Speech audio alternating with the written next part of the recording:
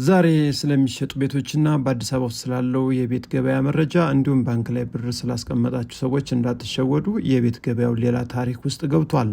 በዛሬው ዕለትም በትክክል ቤት እንገዛለን ላላችሁ ሰዎች ለሽያጭ የቀረቡ በድርድር የምትገዟቸው ሌግዠሪ ቤቶች በአዲስ አበባ ውስጥ በመሀል ቦሌ ጨምሮ የተለያዩ አካባቢ የቀረቡ ቤቶችን ይዤላችሁ መጥቻለሁ። ለወዳጅ ዘመዶቻችን መረጃ ሸር እያደረጋችሁ እንዲሁም ላይክ በማድረግ ሙሉ መረጃውን ተከታተሉ። ቤተሰብ ያልሆናችሁ ደግሞ ነገም ሌላ መረጃ እንዲደርሳችሁ ሰብስክራይብ በማድረግ ትክክለኛ መረጃዎችን ከአዲስ ቲቪ ይከታተሉ። አብራችን ቆዩ።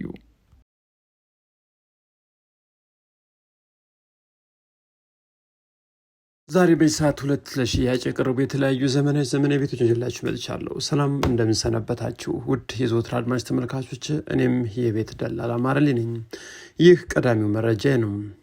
ቦሌ መሀል ከተማ እጅግ በጣም ደስ የሚል እይታን ይዞ የሚገኘው ምርጥ አፓርትመንት ቤት እጅግ ዘመናዊ ተደርጎ የተሰራ ነው። ይህ የምታዩት እይታ እንግዲህ የቤቱ ቴራስ ላይ ሆናችሁ የምታዩት ነው።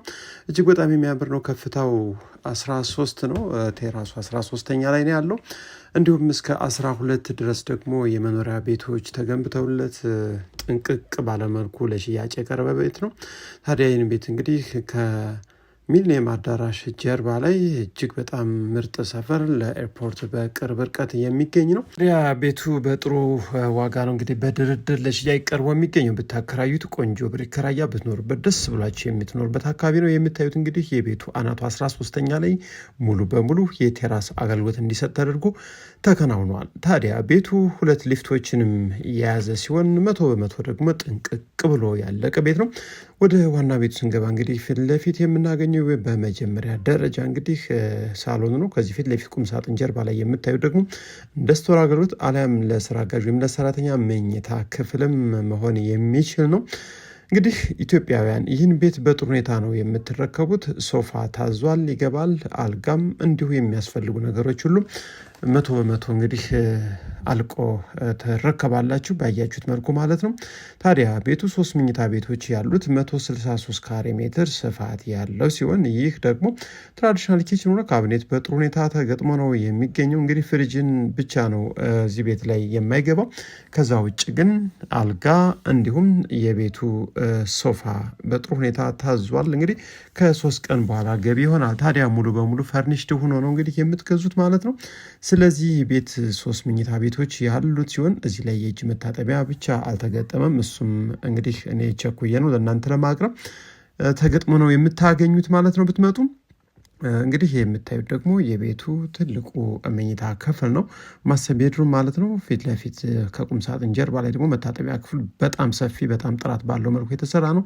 ጃኮዚ ከፈለጋችሁ አሊያም ገንዳ ሻወር እንግዲህ የምትፈልጉትን ነገር መግጠም ትችላላችሁ። በእናንተ ምርጫ የሚከናወን ይሆናል ማለት ነው። እንግዲህ 3 መኝታ ቤቶችም ጥሩ የተፈጥሮ ብርሃን ያላቸው ናቸው። 2 የልጆች 1 ትልቅ መኝታ ቤትና የስራ ጋር የመሰረታዊ መኝታ ወይም ደግሞ ስቶር ማድረግ የምትችሉት ክፍልም አለ ማለት ነው። ይህ የልጆች መኝታ ክፍል ነው። ፊት ለፊት ቁም ሳጥን አለው። ቆንጆ ስፋትንም ይዞ ነው እንግዲህ ይህ ቤት የተሰራው ማለት ነው። 163 ካሬ ሜትር ነው። እንግዲህ እዚህ ላይ ደግሞ የልጆች 1 ተጨማሪ መኝታ ክፍል አለ። ይህ ቁም ሳጥን አልተሟላለትም ማለት ነው። ስለዚህ 1 ሰፊ ሳሎን እንዲሁም 1 ኪችን እና 3 መኝታ ክፍሎችን ጠቅላላ ቤቱ ብቻ ውስጥ ለውስጥ ሲለካ 122 ካሬ ሜትርን ይዞ ለሽያጭ ቀርቦ የሚገኘው በመሀል ቦሌ። ይህን ቤት እንግዲህ በመድኃኒዓለም ፊት ለፊት ገባ ብላችሁ አሊያም ደግሞ በሰላም ሲቲ ሞል እንዲሁም ከሚሊኒየም አዳራሽ ጀርባ ላይ ታገኙታላችሁ ማለት ነው። ለማንኛውም ትክክለኛ ቤት ፈላጊ ወሳኝ ገዥ ከሆናችሁ እንግዲህ ይህን ቤት መታችሁ ተደራደሩ። ቀጥታ ከሻጩ ጋር ተገናኝታችሁ ማውራት ትችላላችሁ። ሁሉም ነገር የተሟላ ነው። እንግዲህ ይህን ቤት ጄኔሬተር፣ የከርሰ ምድር ውሃ፣ የመብራት ቆጣሪም ለእያንዳንዱ ቤቶች እንዲሁም 2 ሊፍት ያስፈልጋሉ የተባሉ ነገሮች ሁሉ 100% ተሟልተዋል። እንግዲህ ለዚህ ቤት እንደነገርኳችሁ ሶፋም አልጋም ሁሉም ነገር በቅርብ ቀን ይገባል። መታችሁ ጎብኙት። ዛሬ በሁለተኛ ደረጃ ያመጣሁላችሁ ዘመናዊና ሌግዠሪ ቤት ደግሞ ይሄ የምታዩት ነው። ተመሳሳይ ቤቶች የሚገኙበት ኮምፓውንድ ውስጥ 24 ሰዓት ጥበቃ ያለበትም አካባቢ ለሽያጭ የቀረበ ያልተኖረበት ልዩ ቤት ነው። ግቢው እንግዲህ ሰፋ ያለ ነው። ቢያንስ 4 መኪኖችን ይይዛል። ከዛ ውጭ ግን ውጭ ላይ ኮምፓውንድ ነው። 1 መውጫ መግቢያ ያለው ሳይት ላይ ያለ አያት ዞን 5 አካባቢ ለሽያጭ የቀረበው 250 ካሬ ሜትር ግራውንድ ፕላስ 2 ምርጥና ዘመናዊ ቤት ነው። ቤቱ እንግዲህ 100 ጠንቀቅ ብሎ ያለቀ ሁሉም ነገሮች የተሟሉለት ነው። ምናልባት ይህን ቀረጻ በምናደርግበት ሰዓት እንግዲህ መብራት አልነበረም። ከዛ ውጭ ግን የተገጠሙት የመብራት ሲስተሞች እጅግ በጣም ቆንጆ ናቸው። ጥሩ የተፈጥሮ ብርሃኖችንም እንዲያገኝ የታሰቡ የተለያዩ መኝታ ክፍሎች አሉ። የቤቱ ስፋት፣ የመኝታ ክፍሎቹ አሰራር፣ ፓርቲሽን ዲዛይን እጅግ በጣም ልዩ ነው። እንዲሁም ሰርቪስ ከኋላም በጥሩ ሁኔታ የተሟላለት ነው። ይህ የምታዩት እንግዲህ የቤቱ ትልቁ ሳሎንና ፊት ለፊት ኦፕን ኪችን ነው። እንግዲህ ቤቱን ሙሉ ማሳየት አልቻልኩም፣ ሰዓት አልነበረኝም።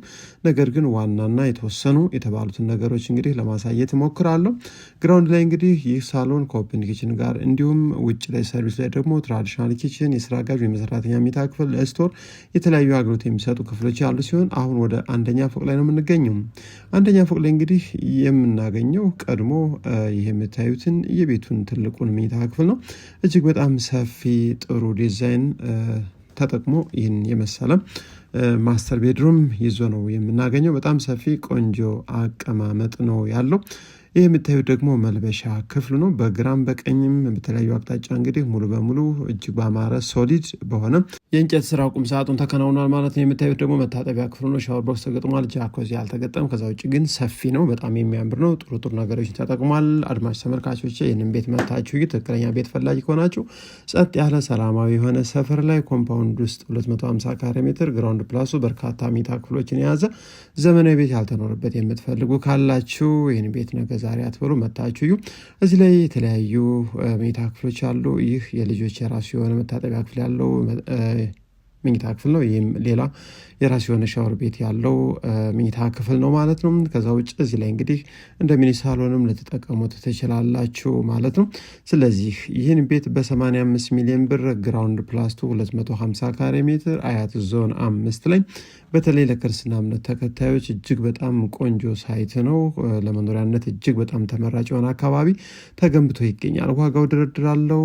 ነባር ፋይልና ዲጂታል ካርታ ነው። ስም መዞር የሚችል አስተማማኝ ዶክመንት ይዞ የቀረበ ነው። ነገ ዛሬ ሳትሉ ይህን ቤት ቀጥታ መታችሁ አይታችሁ ከሻጩ ጋር ተገናኝታችሁ መደራደር ትችላላችሁ። በባንክም በካሽም ለምትገዙ በሩ ክፍት ነው። ዛሬ በመጨረሻ የማስተላለፍላችሁ መረጃ ምንድነው? እንግዲህ በሀገራችን ውስጥ የቤት ገበያ ሊቀንስ ይችላል ብላችሁ በርካታ በውጭም በሀገር ውስጥ የምትኖሩ ቤት ገዢዎች በጣም ተዘናግታችኋል።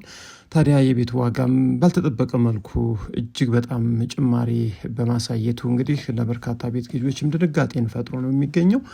ስለዚህ ምናልባት እንግዲህ ቤት የምትገዙ ሰዎች ካላችሁ ከዚህ የተሻለ ጊዜም ላይመጣ ይችላል። እንግዲህ ዞር እያላችሁ በማንኛውም የአዲስ አበባ አካባቢን በተለያዩ በሀገሪቱ አካባቢ ቤት የምትገዙ ሰዎች መግዛት ትችላላችሁ። ምክንያቱም በየቀኑና በየሰዓቱ የኢትዮጵያ ብር የመግዛት አቅም መዳከምን ተከትሎ እንግዲህ ምናልባት እሱ ብቻ አይደለም፣ ባንኮችም እንግዲህ ብድር ፈቅዷል የሚባል ነገር አለ። እሱን በቀጣይ ሙሉ መረጃውን የምናመጣው ነው የሚሆነው። ብቻ ይህ ነገር ከተወራ ሰዓት ጀምሮ የቤት ገበያ ባልተለመደ መልኩ ዋጋው እያሻቀበና እየጨመረ ነው የሚታየው። ሰሞኑን ብቻ እንግዲህ በርካታ ሚሊዮን ብሮችን በአንዳንድ ቤቶች ላይ ጭማሪ እየተደረገ እየተስተዋለ ነው። ስለዚህ ቤት የምትገዙ ሰዎች ምናልባት ከዚህ የተሻለ ይቀንሳል የሚል ማዘናጊያ ምክንያቶችን ሳትጠቀሙ በትክክል ቤት የምትገዙ ሰዎች አሁን የምትችሉትና የአቅማችሁን ቤት የመግዛት ፍላጎት ካላችሁ ካሽ ብር ባንክ ላይ ከማስቀመጥ አንዳንድ ንብረቶች ላይ በመግዛት በማስቀመጥ እንግዲህ ጥሩ ገቢ ማግኘት ትችላላችሁ ማለት ነው። የዛሬውን የቤት መረጃ በዚህ ጨርሻለሁ። አብራችሁን ስለቆያችሁ ደግሞ ከልብ አመሰግናለሁ። መልካም ጊዜ